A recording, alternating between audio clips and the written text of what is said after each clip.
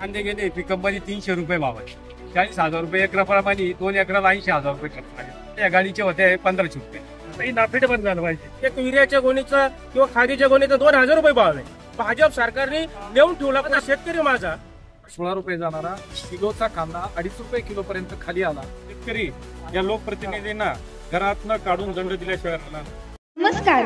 महाराष्ट्रातील विविध क्षेत्रातील बातम्या झटपट आपल्या मोबाईलवर पाहण्यासाठी लगेचच सबस्क्राईब करा राष्ट्रशक्ती लाईव्ह न्यूज आणि सोबत बेल आयकॉन प्रेस करायला विसरू नका. मार्केट आज बंद राहण्याचं कारण परवाच्या दिवशी मार्केट 2000 रुपये होतं आणि आज अचानक मार्केट 1000 रुपयाच्या आतमध्ये आलं. व्यापाऱ्यांनी शेतकऱ्यांनी निर्णय बंद केला की बाजार कमी झाले. म्हणून व्यापाऱ्यांचं म्हणणं असं आहे की आम्ही देशावर जर माल पाठवला तर नाफेडच्या ज्या गाड्या जातात त्या गाड्यांमुळे आमचं मार्केट तिथं डाऊन होतं. आम्ही व्यापार कसं करायचं आम्हाला जर परवडत नसेल तर आमचं असं म्हणणं की पहिल्यांदा ही नाफेड बंद झालं पाहिजे. बरोबर पहिला मुद्दा. आणि आयात निर्यातीचं हे धोरण हे फिक्स 5 वर्षाकरता पाहिजे तर ही परिस्थिती उद्भवणार नाही. काय नाव आपलं? श्रीमान वाघ. माझे गाव आहे काची सांगली. मी उन्हाळा कांदा घेऊन आलो होतो ट्रॅक्टर आणि पिकअप. माझे कांदे गेले पिकअप मध्ये 300 रुपये भाव आहे आणि मला एकरी खर्च आलेला आहे उन्हाळा कांद्याचा 80,000 40,000 रुपये एकराप्रमाणे 2 एकराला 80,000 रुपये खर्च आहे. आणि मजुरी लागण हे ते सगळं करून एवढा खर्च येऊन माझ्या गाडीचे होते 1500 रुपये.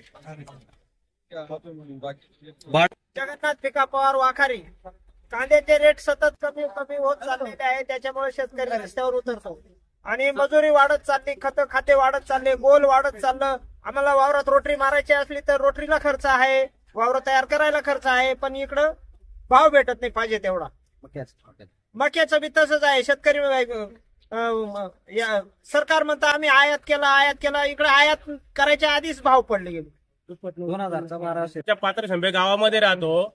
शेतकऱ्याची इतकी वाईट अवस्था आहे का या दुष्काळ तर होता मागे, आता ओला दुष्काळ इतका पडला. लाल कांद्याचे 200 आणि 300 रुपये कांदे जात आहे. शेतकऱ्याच्या एक युरियाच्या गोणीचा किंवा खादीच्या गोणीचा 2000 रुपये भाव आहे.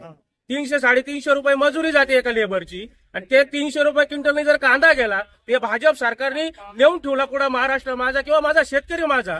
प्रत्येक ठिकाणी जर राजकारण करता शेतकऱ्याच्या बाजूने शेतकऱ्याचा कैवारी एकही नेता नाही तर शेतकऱ्याच्या हिताचे निर्णय घेतले गेले पाहिजे. शेतकऱ्यांचं कल्याण झालं पाहिजे आणि शेतकऱ्याची एकजूट नाहीये. सगळ्यांनी एकजूट करून आणि शेतकऱ्यांचा हमी भाव दिला पाहिजे एवढी मी विनंती करेल. काय नाव? शंकर नामदेव ठाकरे. एकच मिनिटात वेळ देतात. माझं नाव केशव सूर्यवंशी, बागलाण तालुका शेतकरी संघटना. मी इथं कांदे विकायला आले होतो आणि अचानक सर्व शेतकऱ्यांनी बाजारभाव कमी झाल्यामुळे नॅशनल हायवे अडवला आणि रस्ता रोको आंदोलन केलं. गेल्या मे महिन्यापासून कांद्याचे बाजारभाव पडलेले. कांदा असेल, मका असेल, सोयाबीन असेल. मका तर सरकारने मोठं तोंड करून 2400 रुपये हमी भाव दिलेला आहे, परंतु हमी भावापेक्षा खूपच कमी भावाने मका विकला जातोय. फारच मोठी बिकट परिस्थिती शेतकऱ्यांवर आलेली आहे. लवकरच माझ्या अंदाजाने नेपाळसारखी परिस्थिती येईल आणि शेतकरी या लोकप्रतिनिधींना घरातनं काढून दंड दिल्याशिवाय राहणार. काय सांगाल? शेतकऱ्यांनी रस्ता रोको आंदोलन केलंय. रस्ता रोको आंदोलन करण्याचे कारण 15 रुपये जाणारा 16 रुपये जाणारा किलोचा कांदा 2.5 रुपये किलो पर्यंत खाली आला आणि त्यामुळे शेतकरी अत्यवस्थ झाला. बाहेरच्या 4 तालुक्यातनं इथे शेतकरी आला, 5 तालुक्यातनं शेतकरी आलेला आहे.